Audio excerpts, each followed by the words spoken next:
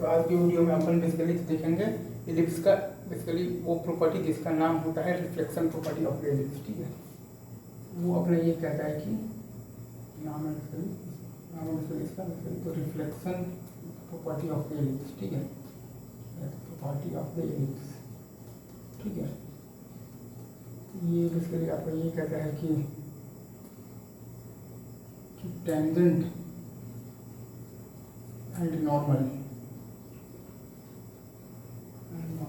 drawn at any point P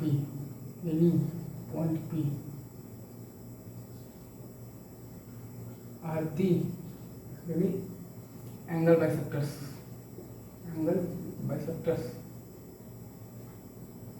of the corresponding of the focal radii। ठीक है, focal तो radii. ठीक है,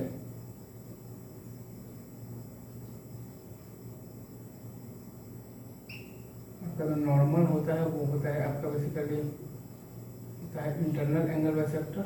ठीक है, इंटरनल एंगल बाइसेक्टर। ठीक है, और आपका जो टेंजेंट होता है वो होता है उसके लिए आपका एक्सटर्नल एंगल बाइसेक्टर। ठीक है, एक्सटर्नल एंगल बाइसेक्टर। ठीक है, ये चीज़ है। और नॉर्मल और टेंजेंट एक दूसरे के बेसिकली होता है तो परपेंडिकुलर होता है, और इंटरनल एंगल बाइसेक्टर भी आपका बेसिकली परपेंडिकुलर होता है एक्सटर्नल एंगल बाइसेक्टर से। ठीक है, ये वीडियो चल रहा है। अच्छा, अब अपन देखेंगे इसका बेसिकली तो प्रूफ हम लोग देखेंगे ना, तो दो मेथड से देखेंगे। ठीक है, पहला देखेंगे अपन बेसिकली पॉइंट फॉर्म से। ठीक है, और दूसरा अपन देखेंगे बेसिकली देखेंगे तो पैरामेट्रिक फॉर्म से। ठीक है, पैरामेट्रिक फॉर्म से। ठीक है, करना चाहे तो स्लोप फॉर्म से भी हम इसका प्रूफ कर सकते हैं, या फिर आप सिंपल बेसिकली तो वेरिफिकेशन में करके भी आप इसका प्रूफ कर सकते हैं। अब आते हैं हम लोग इसके बेसिकली प्रूफ पे। ठीक है,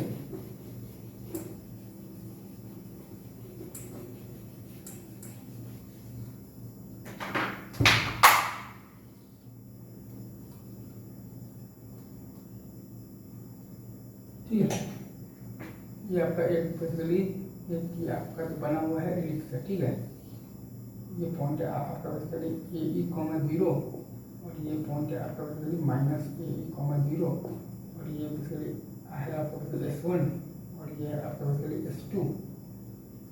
इसको थोड़ा सा और अच्छे से बनाता हूँ साफ साफ।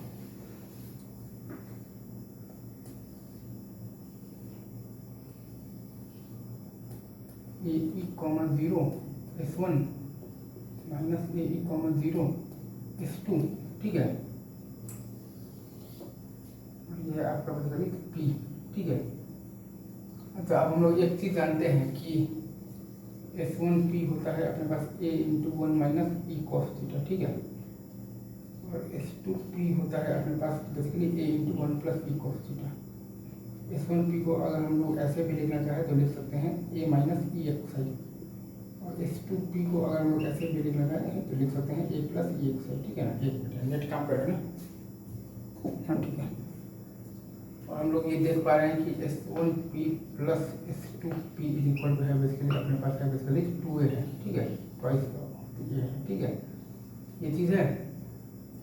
अब अगर अपन बेसिकली अपन ने P पर नॉर्मल डाला है और वो x एक्सिस को मिला है बेसिकली N पर। ठीक है, ठीक है, अच्छा, अब हम लोग एंगल बाइसेक्टर का ये भी जानते हैं बेसिकली, ये एक प्रॉपर्टी होता है एंगल बेसिकली तो बाइसेक्टर का। ये अगर है ना बेसिकली आपका ABC, और ये अगर एंगल A का बाइसेक्टर है और ये पॉइंट है D, तो AB/BD = AC/CD। ठीक है, या फिर आप चाहें तो ऐसे भी आप लिख सकते हैं लाइक AB/AC = आपके पास बेसिकली BD/CD। ठीक है, ये एंगल बाइसेक्टर का प्रॉपर्टी होता है। ठीक है, अब जब आप नॉर्मल का इक्वेशन लिखते हैं बेसिकली लिखते हैं ना, तो खैर तो पैरामेट्रिक फॉर्म में तो क्या होता है AX/cos थीटा माइनस आप लिखते हैं BY/sin थीटा = A² माइनस आप लिखते हैं बेसिकली तो B²। अब इसमें अगर आप y इज इक्वल टू 0 डालेंगे तो x का वैल्यू आता है आपके पास ए square minus B square by A into आपके पास आता है बेसिकली कॉस थीटा, ठीक है। तो अपना जो एन पॉइंट है वो एन पॉइंट आ जाएगा, मतलब कि आपका आ गया है ए square minus B square into basically आपके पास है तो कॉस थीटा बाई ए, ठीक है। वो आपका है पॉइंट एन, ठीक है। ये चीज़ है। अब अगर हम लोग निकालना चाहें, और हम लोग जानते हैं कि इलिप्स के केस में बी स्क्वायर इक्वल टू होता है ए square into Y minus a square minus अपने पास बी स्क्वायर होता है ए स्क्वायर और ई स्क्वायर होता है अपने पास 1 minus B square by A square, मतलब कि ई होता है अपने पास under root of 1 minus B square by A square, ठीक है। ये इतना चीज़ भी हम लोग जानते हैं, ठीक है। तो एन इज इक्वल टू अपने पास है बेसिकली, तो ये दिया हुआ है। अब यहाँ से बेसिकली अगर हम लोग निकालना चाहें, अगर बेसिकली S1n का वैल्यू अगर हम लोग निकालें तो ए ई माइनस हो जाएगा ए ई स्क्वायर, तो वो आ जाएगा अपने पास a e into 1 minus e cos theta, ठीक है। वैसे ही अगर हम लोग बेसिकली S2n निकालना चाहें तो वो आ जाएगा अपने पास a e into 1 plus e cos theta, ठीक है। तो अगर हम लोग बेसिकली S1p बाई S2p करेंगे तो आ जाएगा 1 minus e cos theta by 1 plus e cos theta, ठीक है। और वहीं अपना है बेसिकली S1n बाई S2n करेंगे तब भी अपना आ जाएगा 1 minus e cos theta by 1 plus e cos theta. यहाँ से आ गया कि वो बेसिकली आपका एंगल बाइसेक्टर है, ठीक है। नॉर्मल इंटरनल एंगल बाइसेक्टर है और टेंजेंट आपका एक्सटर्नल एंगल मतलब बाइसेक्टर होता है, ठीक है। अब इसका हम लोग बेसिकली फिर से प्रूफ करेंगे with the help of the point form, ठीक है। ठीक है, पॉइंट फॉर्म में बेसिकली अगर हम लोग लिखेंगे नॉर्मल का इक्वेशन आता है ए square x by x1 minus आता है b square y by y1 equal to आता है basically a square minus B square, ठीक है।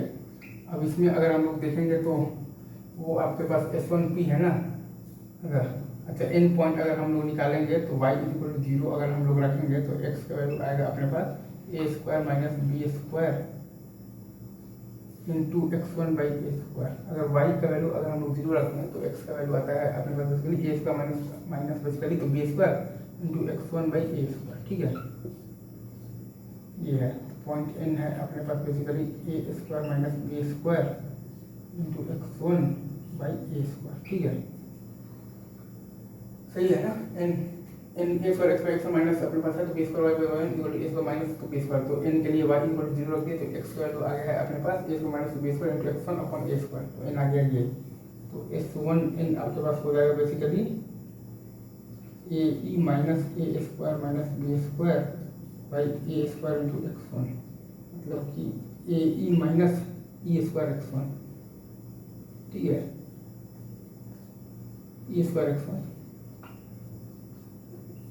ठीक है। और S2n आ जाएगा आपके पास a e plus a square minus B square by A square into x1, मतलब कि a e plus e square into x1।